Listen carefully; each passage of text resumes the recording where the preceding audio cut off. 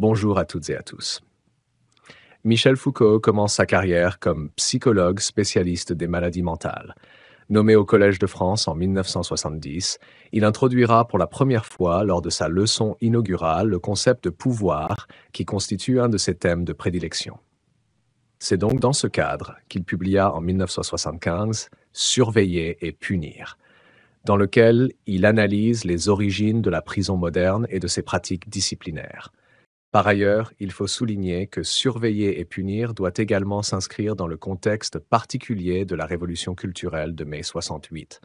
En effet, Michel Foucault, à l'occasion des nombreuses révoltes des détenus dans les années 70, s'est largement engagé en fondant notamment le groupe d'information sur les prisons et en prenant une part active à la réflexion sur le système carcéral.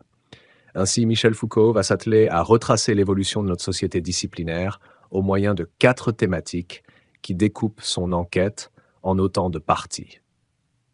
Le supplice d'abord qui apparaît comme la sanction principale en vigueur sous l'Ancien Régime, la punition et la discipline ensuite, les différentes méthodes et leurs enjeux, et enfin la prison.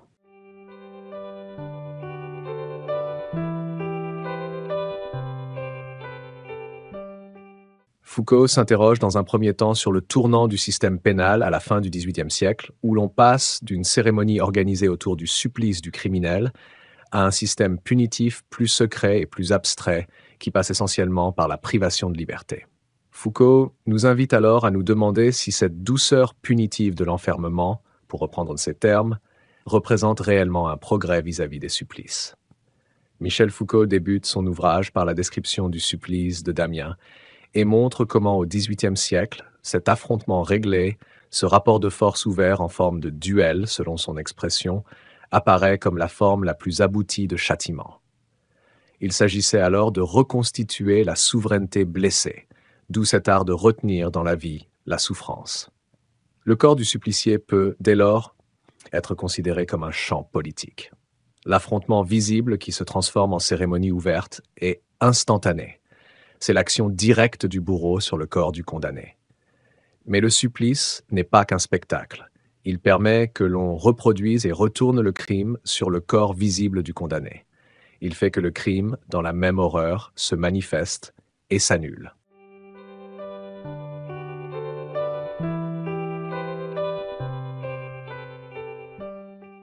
Foucault montre dans le même temps le risque que comporte cette pratique et donc ses limites. En effet, par l'excès d'atrocité que le supplice exprime, le public qui assiste à la cérémonie risque de s'identifier au condamné. Ainsi, on a pu voir au XVIIe siècle à Avignon une foule émue et pleine de compassion sauver le pendu et lapider le bourreau. C'est donc en partie par méfiance d'une rébellion contagieuse que l'on supprime peu à peu le supplice. On passe alors à un système beaucoup plus secret, institutionnalisé et invisible. Avec la disparition du supplice, on assiste donc à une disparition du corps comme cible majeure de la répression pénale. Désormais, la punition tend à devenir la part cachée du processus pénal. Et Foucault écrit « La certitude d'être puni, c'est cela et non plus l'abominable théâtre qui doit détourner du crime. »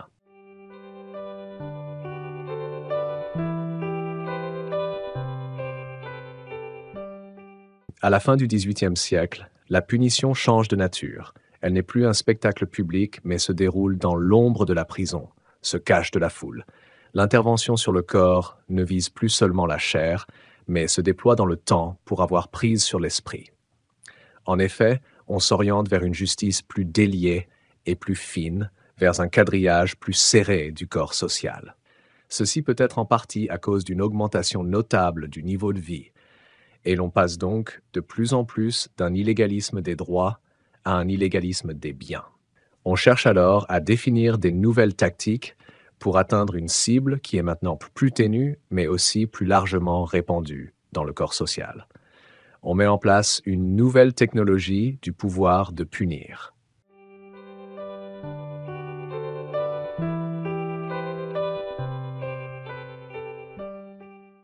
À l'origine est le projet politique de quadriller exactement les illégalismes, de généraliser la fonction punitive.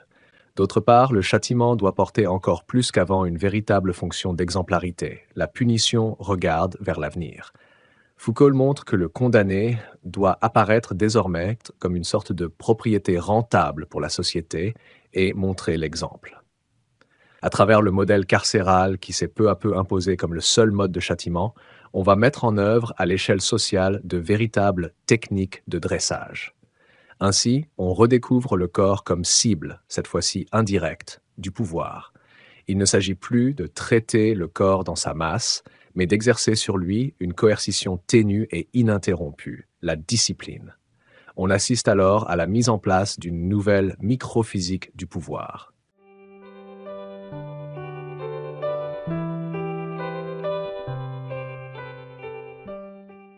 La discipline que Michel Foucault qualifie d'anatomie politique du détail exige la mise en place de certains principes.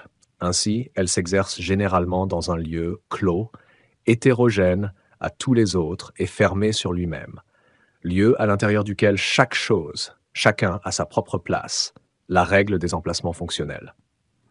La discipline assure également un contrôle de l'activité réglé par l'emploi du temps. On retrouve ce principe aussi bien dans le monde carcéral qu'à l'école, à l'armée ou encore à l'usine.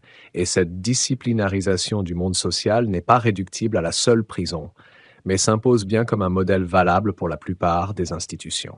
Ainsi, dans le bon emploi du corps qui permet un bon emploi du temps, rien ne doit rester oisif ou inutile.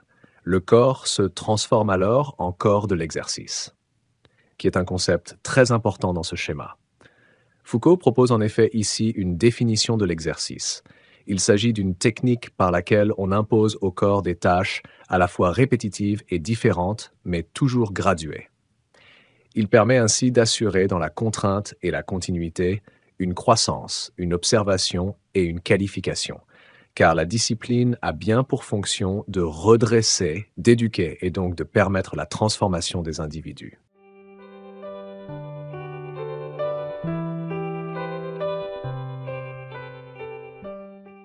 Foucault distingue trois instruments essentiels au service de cette fonction de dressage: le regard hiérarchique, la sanction normalisatrice et l'examen.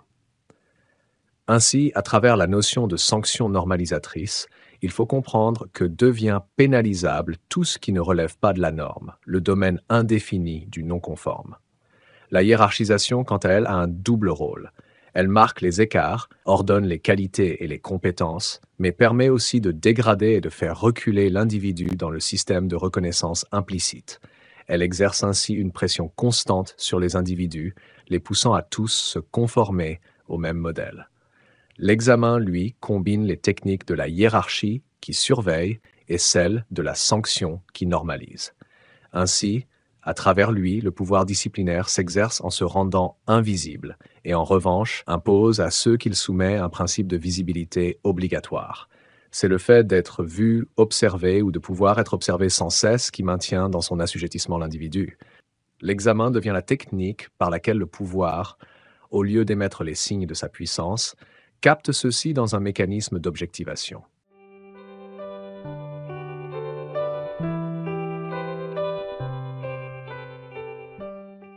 La prison en l'espace d'un siècle s'est imposée comme la forme essentielle du châtiment, alors qu'elle n'était à l'origine qu'une forme de peine parmi d'autres, largement disqualifiée par son association trop fréquente avec l'arbitraire royal et les excès du pouvoir souverain. Avec le Code pénal de 1810, le système de pénalité devient l'incarcération sous toutes ses formes. La punition dès lors s'uniformise. En réalité, à la prison n'est pas tout à fait regardée à l'époque comme une peine. Son rôle est d'être une prise de gage sur la personne et sur son corps. Par la prison, on s'assure de quelqu'un, on ne le punit pas.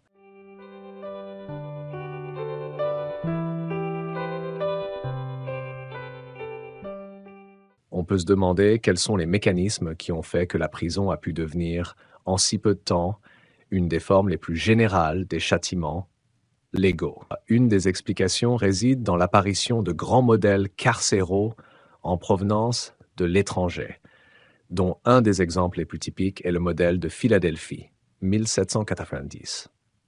Foucault propose une analyse de ce grand modèle et en distingue les traits caractéristiques. Une vie quadrillée selon un emploi du temps strict, une surveillance ininterrompue, la mise en place d'un processus qui impose une transformation de l'homme tout entier, de son corps et de ses habitudes par le travail quotidien auquel il est contraint, ainsi que de son esprit par les soins spirituels dont il est l'objet. La prison devient une machine à transformer les esprits et une sorte d'observatoire permanent.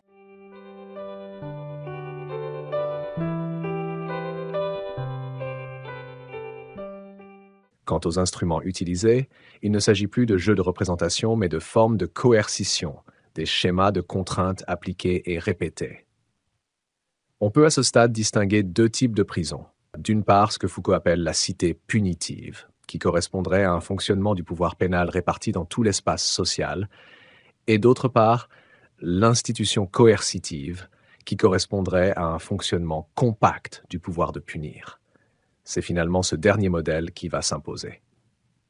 Ainsi, peu à peu, la prison va devenir un appareil disciplinaire exhaustif. Elle devient omnidisciplinaire puisqu'elle doit prendre en charge tous les aspects de l'homme et qu'elle impose une contrainte d'éducation totale et continue. Elle prescrit l'isolement, le travail des détenus, la finalisation du temps. En fait, pour opérer la transformation sur les individus, elle a recours à trois grands schémas. 1. Le schéma politico-moral de l'isolement individuel et de la hiérarchie.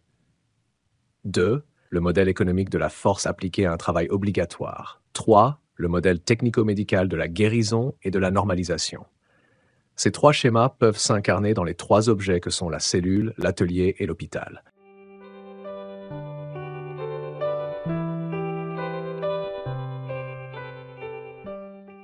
En réalité, là où a disparu le corps marqué du supplicié est apparu le corps du prisonnier, doublé de l'individualité du délinquant que l'appareil même du châtiment a fabriqué. La prison produit effectivement de la délinquance en liant les détenus les uns aux autres. La délinquance est donc en quelque sorte la vengeance de la prison contre la justice. Ainsi, dès le début du XIXe siècle, la prison se voit soumise à une critique qui l'accompagne encore aujourd'hui. Elle ne fait pas baisser le taux de criminalité, mais au contraire, c'est elle qui engendre la récidive. Elle contraint effectivement à une vie artificielle et, tout en voulant être un lieu d'apprentissage du respect de la loi, elle devient le refuge de l'illégalité et de l'abus de pouvoir. Elle constitue ainsi un environnement favorable à la propagation des attitudes criminogènes.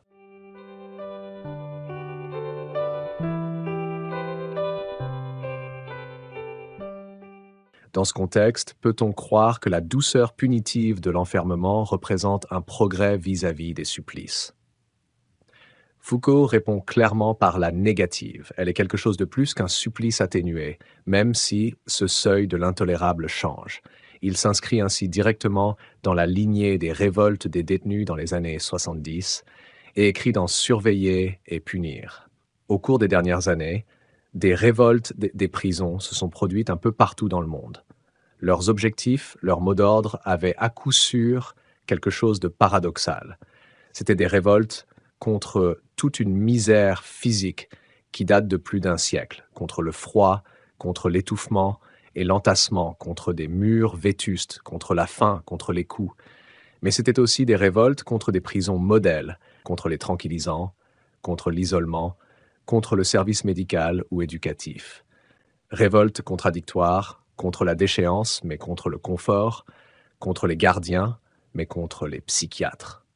Il s'agissait bien d'une révolte des corps contre le corps même de la prison. Cette réflexion sur la prison et sur le pouvoir en général reste d'actualité aujourd'hui. On peut en effet faire allusion aux nombreux écrits qui sont parus dernièrement sur la nécessité d'une réforme du monde carcéral qui se fonde sur une demande d'amélioration du respect de l'individu, sur de meilleures conditions de réinsertion et une recherche d'utilité sociale réelle du monde carcéral.